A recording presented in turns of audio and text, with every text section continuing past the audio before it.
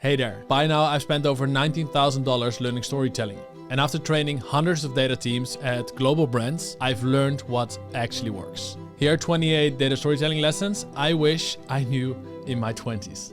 Lesson number 1. Let's start with a mistake I made. I'm in a meeting room and I open the slide deck. Everybody is looking at me. And I take a deep breath.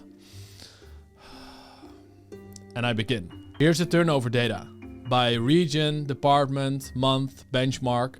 And also here's a breakdown of exit interview reasons. So you can see why people leave. Then I see the director pulling out their phone. Someone else asks, so what's the main takeaway? I lost them in the first minute. I overwhelmed them. But here's how I should have told that story. Leadership asks us to look into employee turnover. Marketing stands out. 21% of employees leave each year. The company average is just 12%. But why are people leaving marketing? Exit interviews show the top reason. Lack of growth opportunities. 63% of leavers mentioned it. That's why I recommend sharing this with marketing, so they can explore ways to help people grow and stay. That's it. Clear, simple, actionable. I call this the CPR framework. Context, problem, recommendation. Just like CPR brings people back to life, this brings your insights to life. So lesson number 1 is use the CPR framework. Context, problem, recommendation. Let's go to lesson number 2. It's one of the most common mistakes I see. Imagine a chef spending weeks on sourcing ingredients, testing every spice and measuring every gram. Runs 30 versions of the same recipe. And finally, there's the perfect dish. But when it's time to serve it, they just throw it on a table. No plate, no explanation, just a pile of food on a tray. And that's what I see with a lot of analysts. You perfect the analysis, you polish the queries, you double check every number. But when it's time to share it, people dump some charts on the slides, hoping the audience gets the point. No hook, no story, nothing to make it digestible. The result is that nobody acts on it. Nobody remembers it. And all your work wasted. Your job isn't just to cook the data. It's to serve it in a way that people actually want to eat. That's lesson 2. Make your insights digestible. Let's stay in the food metaphor. The best way to make people hungry for more is a story. But here's what most data presentations are missing. Tension. And without it, there's no story. Here's how many updates sound. Here's usage by region. Here's retention by age group. Here's time spent by feature. And here's the full breakdown by customer segment. Slide after slide, metric after metric. Everything is technically correct, but emotionally, it's a flat line. We've lost the room. And here's why. We're saying and. There's no tension, there's no twist, and there's no reason to care. Now compare that to this. We launched a new app and got 500k downloads, which is fantastic. But what we also see is that 80% of users stop using it within 7 days. Therefore, let's introduce personalized recommendations to keep people coming back. Same data, but now there's tension. And now there's a story. So how can you apply this in your data stories? To build tension, use the word but. This introduces the problem. And to resolve it, use therefore to create some forward momentum. This is the ABT framework. The and sets the scene. The but creates the tension, the problem, the friction. And the therefore gives a way to solve that, a resolution. It's so simple and it works because this is how our brains are wired. Lesson 3 is create tension with the ABT framework. But even if you do create tension, there's one thing that can kill your message. Let me show you what I mean. Can you guess this song?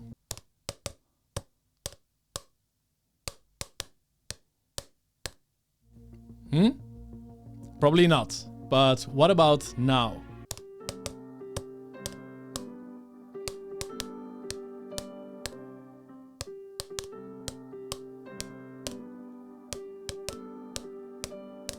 Now you hear it, right? Once you know the song, it's so obvious. But before, it was just some random tapping. And this comes from a famous experiment at Stanford University. One group had to tap popular songs, and the other had to guess them. And the tappers thought they would be Super clear. And understood half of the time. So 50% people guessing it correctly. But in reality, only 2.5% of songs were guessed correctly. And psychologists call this the curse of knowledge. Once you know something, it's really hard to imagine what it's like not to. And in data, you did the whole analysis. You know the metrics inside out. But your audience, they don't. So how do you kill the curse of knowledge? Try the mom test. Could you explain your insight to your mom or anyone outside of your field, and will they understand? If yes, great. But if not, simplify.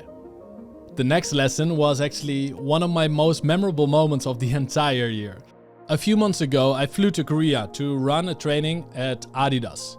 A room full of people, eyes on me.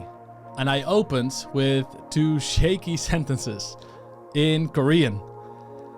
I messed it up, but people laughed, and then everybody started clapping. Such a big cultural gap between me and them. But once I started talking in their language, the gap vanished. Because now we were connected, just because I was speaking their language. And it's the same with data, because business stakeholders don't speak data. You need to speak their language. You need to translate the insight into something that your business audience cares about. Let me show you how. Imagine you're an e-commerce analyst, and your insight is that 60% of users drop off at the last step of checkout. Here's how you translate that into 4 languages. First of all, presenting to marketing. We're spending thousands to bring people in, but 60% leave right before buying. That's wasted ad spend. Now for a sales audience. We're losing a huge chunk of potential revenue, and fixing this will increase sales. If you present to a product manager, there's friction at the final step. Let's simplify the flow and boost conversion. And lastly, for customer support. You might see an increase in user complaints. So here's the takeaway. Don't just share the insight, frame it around what they care about. Because data doesn't speak for itself. You have to translate it. That's lesson number 5. Translate your insights. So next lesson. Let's talk about smoking.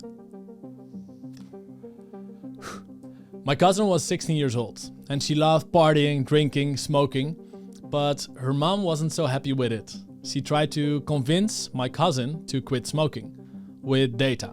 So she started cutting headlines from the newspaper. Things like this: 80% of smokers develop lung disease, 70% die younger. And every day she would leave one of those headlines on my cousin's bed. You can guess what happened. Nothing. One day my cousin just said, "Mom, this isn't working." Because numbers don't change people, stories do. If I could go back in time, I would tell her, don't just give the statistic, give the story. Don't just say 80% of smokers develop lung disease, but say, this woman started smoking at 16 years old. And by 42, she needed oxygen to walk the stairs. And that's what hits. That's what moves people. So next time you're presenting data, don't just drop the statistic. Tell the story behind it. That's what makes it more persuasive. But if you want to become really persuasive, you need the next lesson. I was in a meeting once, data scientist on one side and sales guy on the other. The data scientist presented the lead scoring model and he said something like, "Here's what we've built. It's very advanced. It combines multiple algorithms to improve accuracy." Cool, but we're very busy right now. And I get it, because there's this quote from Theodore Roosevelt. People don't care how much you know until they know how much you care. So how do you persuade people with data? I call it AVP. Ask, validate, persuade. Let's see it in action. What's your biggest challenge right now? We're chasing too many leads that never convert. I understand. That must be frustrating and a huge time drain as well. Yes, it is. This model flags leads that are more likely to convert, so your team can close more deals faster. And now the stakeholder feels understood and they see the value of the model because we show how it helps them solve his challenge, saving time and converting leads. And that's lesson 7. Persuade with the AVP framework. Last year I was playing with my 5-year-old cousin, tossing a balloon back and forth. And he was laughing, fully there, fully in it. But me, I was halfway still at work. I'm not proud of it, but I was thinking about our data storytelling workshop. And then I realized presenting data is a bit like this balloon. First, the audience is paying attention, but then the analyst presents the data. Here's a chart, here's more data, and here's a table with all the metrics. The balloon is floating and the audience is paying attention until suddenly, BAM! Too many details, too much jargon, and the attention gone. That's lesson number 8. Avoid the silent balloon killer. Every time you say something technical, ask yourself, would this pop the balloon? If yes, use business language, make it simpler, and take away the sharp technical edges. Alright, next lesson, something different. Well, not my best performance, but Apple, they knew how to grab attention. When Apple launched the first iPod, they could have said, this device has 5 GB of storage, but they didn't. Steve Jobs walked on stage, held up the iPod and said, 1,000 songs in your pocket. It's the same product, but a totally different story. And the same applies to data. Let's say you work in HR or people analytics, and you've analyzed 10,000 open text fields with employee feedback. Wow, that's impressive. But if you tell people in HR about the 10,000 open text fields, they will think, cool, but why should I care? So let's reframe it together. We found 3 main reasons why our top talent is unhappy and what you can do to prevent them from leaving. This is what they care about: employee happiness and keeping the top talent. So that's lesson number 9. Present benefits, not features. Because your stakeholders don't care about what you've built. They want to hear why it matters to them. Okay, but now let's go back and look how you can make your data even more persuasive. Let's say you did a churn analysis and you discover that only 20% of users come back after the first week. So of new users. Now, how do you present that? Because most analysts say, if we act on these churn insights, we could retain up to 5,000 customers per week. It sounds good, but it doesn't feel very urgent. So here's a stronger version using loss framing. If we don't act, we'll lose 5,000 customers every single week. It's the same number, but it's a different emotion. And that's the power of loss aversion. Psychologists found that losing $100 hurts more than winning $100 feels good. So don't just highlight the upside, the possibilities, but also show what they lose if they do nothing. And that's lesson number 10. Use loss aversion. And the next one was so surprising to me. Early in my career, I did a project at Philips and had a big presentation at a global event. People flew in from all over the world. The US, China, South Africa, and I had prepped my presentation like crazy. But right before me, there was this other speaker who went on stage, even younger than me. And he started talking about his hobby, DJing. And then he smoothly linked it to his topic. And people were clapping, laughing, and totally hooked. And I was sitting there like, wait, you're allowed to do that? And that day I realized something. You don't need to be serious. You need to be human. You need to connect. And that's lesson number 11. You don't need to be serious. You need to drive action. So next time you present data, start with something human. A quick story, a relatable moment, something real. And then link it to your message. Here's an example. You're giving a business update. You could start with, let's look at the conversion rates across our channels. Or you could say, last week I stood in the grocery store for 10 minutes and I was looking at 12 types of peanut butter. Smooth, crunchy, organic, extra protein. And I got so overwhelmed that I walked away without buying anything. But this is what we're doing to our customers. We're giving so many options on our website. And as a result, the conversion rates are dropping. And today, I'll show you 3 ways to fix that. So connect first and then show the data. For the next lesson, I'm gonna draw something. Most presentations follow this pattern. There's a beginning and there's an end.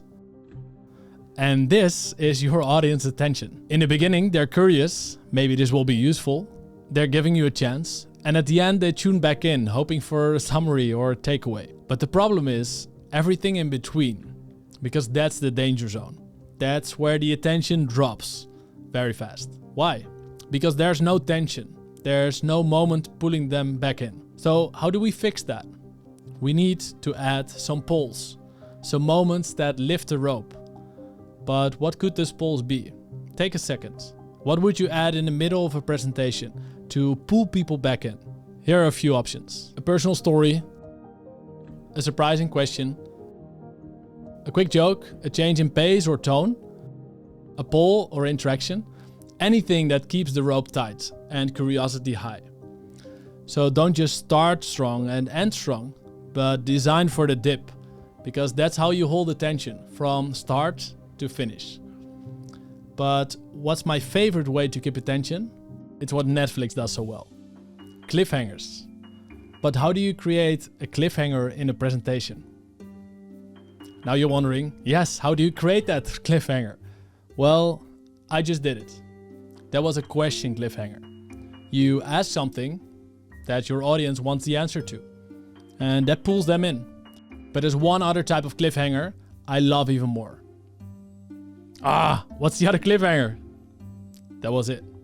The announcing cliffhanger. You say what's coming, but you don't reveal it yet. And it opens a loop in their brain, and they have to hear the rest. That's lesson 13. Use verbal cliffhangers. Alright, let's go back to storytelling. In a last workshop, somebody told me, I know storytelling is important, but I don't have any stories to tell. And I hear this all the time. Until I realized stories aren't these big dramatic moments. You don't need to climb Mount Everest or save someone from a house on fire. Stories are very small. For example, when you send that email to the wrong person, or when you mess up the presentation, or when you almost miss your flight. Tension, emotion, change. If something made you pause, then there's a story in it. And the key is to write it down right after it happens. Just a few lines. That's your story bank. I learned it from Matthew Dix, author of Storyworthy. He won a lot of storytelling prizes, and he calls this exercise homework for life. So write down one meaningful moment every day. I have a huge story bank right now, and it's growing. You stop waiting for stories, and you start noticing them in your life every single day. If you want to tell better stories, start collecting them, one small moment at a time. That's lesson 14. Build your story bank. So, now you've got the process to collect stories. But how do you actually use personal stories in presentations? Imagine you're presenting results for a new sign-up form. You could say, conversions are down by 18%. And in this table, you'll see all the customer data. It's just dry data points. But this is how you bring it to life, with a short personal story. Last week, I wanted to change my health insurance. I thought it would take like 5 minutes, but I couldn't find the right drop-down. I clicked around, refreshed, still nothing. So no live chat, no help, and I closed the tab. And this is happening with our sign-up form. Conversions are down 80%. One customer even wrote, I gave up and found another provider. And this presentation is how we're gonna fix that. Such a small personal story makes it more relatable, memorable, and impactful. But what if you don't have any time to prepare? Have you ever been in a meeting where someone asks you a question that you didn't expect, and 20 seconds into your answer, you're like, wait, where am I going with this? Yeah, happens to all of us, including myself. But here's the fix. It's called prep. A simple 4-step process to sound clear, even under pressure. P, point, say your answer first. Then R, reason, explain why. E, example, share proof or a quick story. And then back to P, repeat your answer. Let's bring it to life. First, the messy version. Your manager asks, should we switch to Tableau for reporting? And you say, well, Tableau is very powerful, right? I think it's good for some things like visuals, but also we've spent time setting up everything in Power BI. Plus I heard licensing might be expensive. So yeah, I'm not sure. What do you think? Classic ramble. Now here's the same answer using prep. I wouldn't switch right now. Power BI still meets our needs, and switching tools slows us down. Last quarter, one team tested Tableau and they preferred sticking with what we have. So I would recommend sticking with Power BI for now. Clear, calm, confident. So next time someone puts you on the spot, use the prep framework. That's how you answer questions without rambling. But there's one other trap you need to avoid. You walk into a stakeholder meeting and you've got your charts, your insights, and you deliver the story. And they say, "That's interesting." Sounds like a compliment, right? But it's not. "That's interesting" is a trap. It means, "Thanks for the info, now back to my to-do list." But the moment you're really aiming for is when someone goes, "Wait, what?" Or "That's not good." Or "We need to fix that." That's when they feel the data, not just hear it.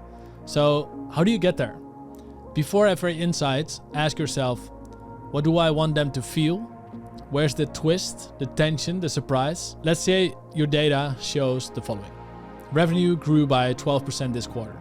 Nice. But then you say, yeah, but repeat purchases dropped 30%.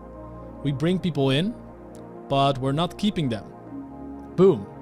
That's the moment. So don't fall for the "that's interesting" trap. You're not there to inform, you're there to influence. So, next lesson. I still remember the first time using Google Street View. Before, with Google Earth, you could zoom in on countries and cities.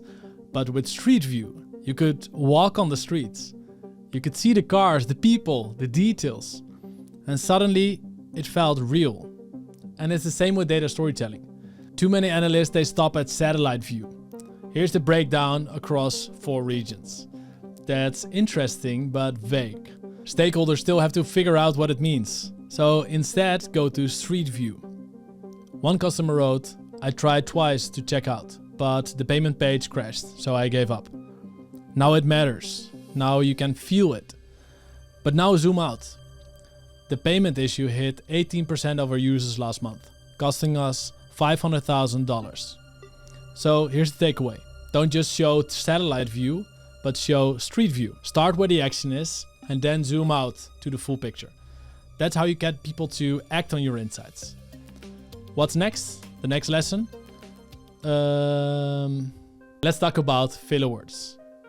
Some years back, I took a training and I told the trainer, I want to stop saying and all the time. And do you know what he said? Then stop trying to stop. Huh? I was very confused. So he continued. If you focus on not using filler words, you will only notice when you fail. So instead, focus on pausing. And that changed everything for me. Because filler words aren't the problem. Lack of pausing is. So if you speak fast, your brain fills the silence with and But if you learn to pause, you give a brain time to think. And your message lands with more weight and more naturally. So if you want to sound more confident, stop hunting for filler words and start building in pauses. All right, next one. Imagine your stakeholder asks, should we roll this feature out to all customers? Now try these 2 answers. Yeah, I think we should. The test group really liked it and it improved signups by 14%. Now version 2. Yes, I think we should. The test group really liked it and it improved signups by 14%. Did you hear the difference? The first version sounds unsure, like you're asking for permission. And the second version, clear, confident, credible, that's lesson 20. Avoid uptalk. It's the power of intonation. When your voice goes up at the end of the sentence, every statement starts to sound like a question. Did you hear that? That's called uptalk. And in high-stakes meetings, it makes you less confident, even when your message and your insights are incredible. So next time you present, make statements sound like statements. Let your tone fall at the end. Trust your voice and your message, and you can be a bit more confident. And that's how you make your insights land. But without the next lesson, your voice might sound confident, but you won't feel confident. I used to walk into presentations thinking, how can I do well? And instantly I will get a bit more tense. I start overthinking, I need to be perfect. But now I try to get into a presentation thinking, how can I have fun? And I feel so more relaxed and connected with my audience. And as a result, my presentations are so much better. Another mindset I adopted is, instead of thinking, why is this important to me? For example, that the audience sees me as a smart person or maybe getting a promotion. Thinking, why is this important to them? So focusing on their goals, their challenges. Then I feel less anxious. I'm getting into this service mindset. And after a presentation, I don't ask, what did I do wrong? I ask myself, what went well and what can I learn for the next time? And in presentations, your mindset is everything. And these small changes make a big impact. All right, we covered a lot, so let's take a quick break. Because this is how your presentation should feel for your audience. Smooth, focused, and one point at a time. But now compare that to this. That's what most data presentations feel like. Every data point, every detail, all crammed onto one slide. No wonder people tune out, because that's not insight, that's torture. And the fix is massage it in. One message per slide. Or as I almost said, one massage per slide. Time for a quick data visualization tip. Let's look at this chart. There's so much chart junk, right? Grid lines, borders, labels. There's a lot of noise. It buries the insight. So here's a cleaner version. Same data, less ink, more clarity. And that's the idea. Cut everything that doesn't help to tell the story. And keep only what your audience needs to know to understand your insight. And that's called the data to ink ratio. The higher it is, the clearer your chart.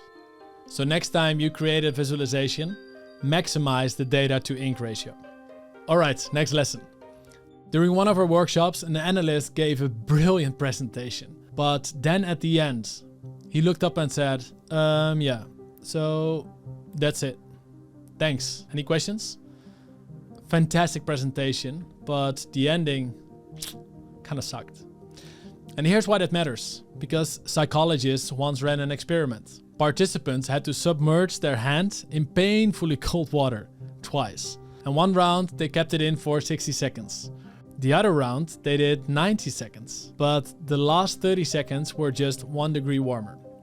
And then they asked, which one would you prefer to repeat? Most people chose the longer version because it ended better. And that's the peak end rule. From our experiences, holidays, movies, and also presentations, we remember the peak and we remember the ending. So how do you end your data presentation? Not with that's it. You close with value. End with a line that zooms out and really hits home the message. Like this. It's not about adding more features. It's about fixing the two things that 80% of our customers struggle with. That's what sticks. So don't let your ending fall flat. Make it memorable and make it impactful. So in the next lesson, I'm gonna teach you a hack that will make people remember you years later. When I was about to get promoted to managing consultant, I had to present in front of a board. It's kind of a serious presentation. So most people brought slides, but I brought this. And I said, it might look like a toy, but it's also how I see myself. And then I told stories around it. About my flexibility, that I've done many projects abroad. Also colorful, that I can speak the language of data and business. And connected, so I enjoy bridging different department goals. And of course, I shared results as well. It's not just about the slinky, but I built my case around that story. And afterwards someone said, I'll remember that slinky. It tied everything together. And I can see how you can speak with clients in an impactful way as well. And that's the point. Props work. I used many objects in this video as well. And Bill Gates also used a prop. Very interesting one. During his TED Talk about malaria, he released mosquitoes. And don't worry, your object, your prop doesn't need to be that extreme. but a simple object make your message 10 times more memorable. Even if you use something simple, like this water bottle. Like, I could say something about the water bottle right now, because we have talked about so many tips right now. And I can talk about, yeah, you need to implement the tips, it's important. Or I can say, don't drink the whole bottle at once. Take one sip at a time. So choose one of these tips shared in the video and then implement it. Take one sip, don't try to drink 5 liters at once. Is that fantastic? I don't know. But at least it makes the message that I had, don't try to implement everything at once, much more memorable. All right, next lesson. This is how most people present in remote meetings. They're looking at faces or they're looking at slides, but they're not looking into the camera. They're not having real eye contact like this. Or what's even worse is when they have their monitor here, the external monitor, and they're presenting like this. So how engaged do you feel like that if I talk like this? Still people do it. So here's the fix. Drag your meeting window at the top of your screen, right under your webcam. And now you're looking right into the camera. It feels focused, it feels more personal. And that way, when you speak, it actually feels like you're speaking to someone. Next up is a body language strip that you've never heard before. Most people who present do this. They move quickly because they're nervous and they're fidgeting. But when they move like that, yeah, of course you look nervous. And that makes you feel even more nervous. It's a feedback loop and it's hard to get out of that. But as an alternative, try this. Imagine you're underwater. You can't move too fast, so your gestures slow down naturally. You pause. You look more calm. And suddenly, you feel more confident as well. Slow hands means a calm mind. So next time you're on stage or in a meeting, don't fidget, but move through water and let the body do the confidence work for you. Last lesson. You made it this far. Time for a pro move. Something that even the most advanced speakers get wrong. When you say sales went up and draw a line upward with your hand like this. If I do that, what does it look like? It goes down, right? So make sure it goes up from their perspective and down from yours. So you need to mirror your gestures. Otherwise, your gestures do not match the words you're saying. It's a pretty tricky move, but once you get used to it, it's easy. You always get it right. This is by far my longest video ever. It's incredible that you watched the whole thing. Let me know what you think in the comments. And I feel super grateful that you're on this journey with me. I started YouTube a few months ago. And if you care about data storytelling, don't forget to subscribe because there's so many more videos coming. And I feel so passionate about sharing these insights because I know how valuable they are for your career and sometimes even for your life. And if you want to keep on learning, then check out this video because I took everything that I've learned about data storytelling in 10 years and I compressed it into 6 lessons. So click here to watch it. See you there.